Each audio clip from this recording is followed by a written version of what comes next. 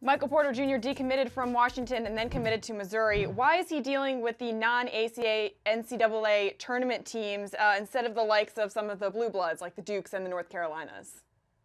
Yeah, it's interesting. I mean, when you look at his recruiting process, he crossed, I think it was Duke, Kentucky, and Kansas, all of them off his list on the same day last spring when he remained teams. It was teams like Oklahoma, Missouri, Washington that remained. Teams that, I mean, Oklahoma obviously has been up there in the past few years, but these are teams that are not the blue bloods. For him, I think it comes down to family means a lot to this kid. His sisters play at Missouri. His younger brother was a Washington commit. His dad obviously was an assistant coach at Washington last season, had been at Missouri before that.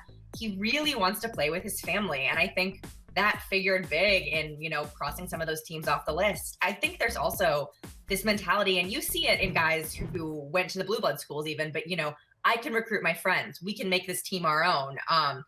That's what he's doing right now at Missouri. And you look at you look at top recruits pair up to go to Duke all the time. And I think kids like Michael Porter who realize the clout they have think, okay, well, I can get people to come to the school that I pick, that can be my team. So it's a very interesting mindset for sure. Yeah, it's almost on the college level, and lesser so, but almost like LeBron going to Cleveland, and now all of a sudden Cleveland, not necessarily a place that a lot of NBA players would have thought to go to, is a destination. You spoke to the comfort level, certainly of the Porters there in Columbia, since they'd already been there. Why didn't more schools go after Michael Porter Sr., knowing that he would be able to bring his family to their programs? That's a great question. And that's the question I don't think we're ever fully going to know the answer to, but I would love to know. I mean, you get Michael Porter Sr., you kind of get his son. Although, from talking to him this week in Chicago at the All-American game, it does seem like, sure, he was going to follow his dad wherever his dad went, but I think he had some input in, it wasn't a one-sided decision. It wasn't, dad says he's going here, so you have to too. I think Missouri was a place that, the family really wanted to end up and had these ties to. And I don't know if Michael Porter Sr. would have gone to an unfamiliar territory. He could have, though. It's an interesting question. But I think Missouri also was, pretty quick with that job offer and pretty lenient with their wallets when it came to Michael Porter Sr. At the McDonald's All-American game, Michael Porter Jr. said that he doesn't want to be a one and done. What's making him stay? He didn't say that he doesn't want to be. He said he may not be. So I think, in the end, he probably does want to be a one and done. But there are reasons that he could stay, he said. And you don't hear that from guys all that often. The first reason he brought up was just winning. He's used to winning. He knows he's signing up for a team that hasn't made the tournament in several years, that has had some of its worst seasons the past few years under Kim Anderson. New coach, it's a rebuild. I think he knows there's a chance this team isn't super successful, especially if he can't get a few more signees on board in the next few weeks. But so I think, first of all, it's, he doesn't want to lose. And so he knows that maybe, if it's a bad season, he wants to leave a legacy, he said, which you don't often hear from these guys, these top recruits, about leaving a college legacy. They want to leave a pro legacy. So that was one reason. The other is his little brother, Jonte, who was also a Washington commit, is a year younger, but is considering classing up right now. So he could be in college next year with Michael. And I think if he decides to class up, Missouri will be his landing spot. That's kind of the reason he would class up, would be to play with his brother. If he doesn't, though, Michael said, he really would consider trying to stick around to play with his brother for a year, which I think it's neither of those reasons is enough. But if both those reasons kind of combined, if his brother stayed, if Missouri had, maybe not the year he hoped for, who knows? It's interesting. Wow, that really would be. I don't know if that would be the wisest financial decision for the long term, given if he's going to be the #1 overall pick right now. But we'll see how that plays out. Meantime, you talked about how he was talking with some other of the uncommitted players there at the McDonald's All-American game. Did he make any headway as far as getting some kids to at least think about Missouri and considering coming to Columbia, Missouri? He seemed pretty confident that his week recruiting was going okay when we all talked to him on, I believe it was Tuesday. It seemed like a big focus for him. And he's a kid, he's media savvy. He's been talking to the press for years. His parents played in college and, he's been dealing with this attention for a while. He isn't going to talk about this unless he feels confident about the fact that he's maybe getting some of these kids on board. The name that was popping up the most on Tuesday was Kevin Knox, who's a close friend of his, undecided right now.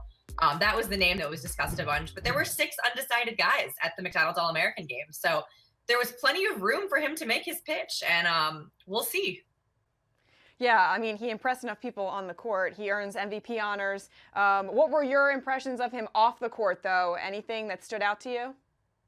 He seems like a really down-to-earth kid. I really enjoyed speaking with him for, 15, 20 minutes. He definitely, for being this guy who is, the closest thing to an 18-year-old sports celebrity, we have, and he seems pretty grounded, doesn't have a big head. He's dating a Disney Channel star. I didn't know who this person was. I had to Google her.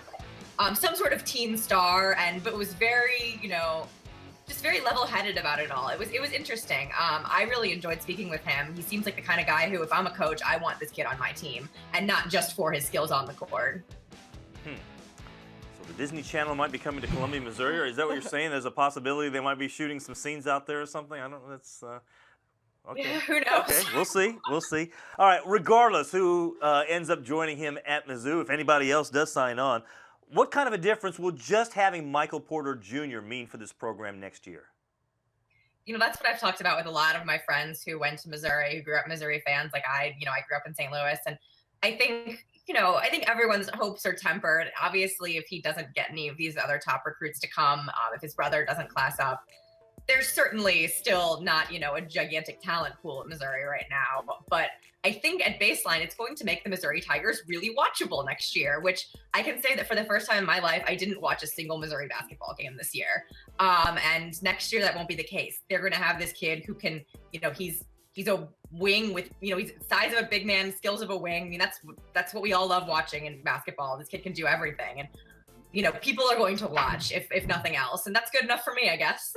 Is there any part of his game you think that he needs to work on? You say, I love your cat in the background. Yeah, I know your cat just walked in. Pawing at the, yeah. It wasn't At least quite it wasn't the kid. It wasn't quite the BBC, interview with the kid. So what does Michael Porter Jr. need to work on? Any area of his game that needs improvement? I think he's got those wing skills. I mean, those are down. We've seen them. We've seen his ability to, do everything that a successful wing can do. I think his post-up game, he spoke about that on Tuesday, that he'd like to work on that, and defense as well. I think the advice, he said if he could give his younger self advice, it would be to play more defense. And even now he feels as if, he's got to improve on that side of the ball. He also spoke about, being in the college weight room and just adding size to his frame. He's so lanky. He's 6'10", but he's a lanky guy. And I think that'll be huge for him. So obviously, he feels like he's still a work in progress. He's 18 years old, but he also said, he feels like he's a positionless player. And I think working towards that is really the ultimate goal, being that guy who isn't pigeonholed into one position on the court.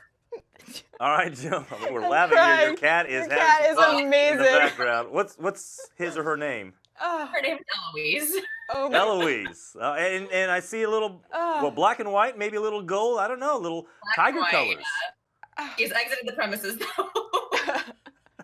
All right. what an adorable cat. It's like pawing at the laundry basket, so you might have to get some chores done. Yes. Yep, I think that's it.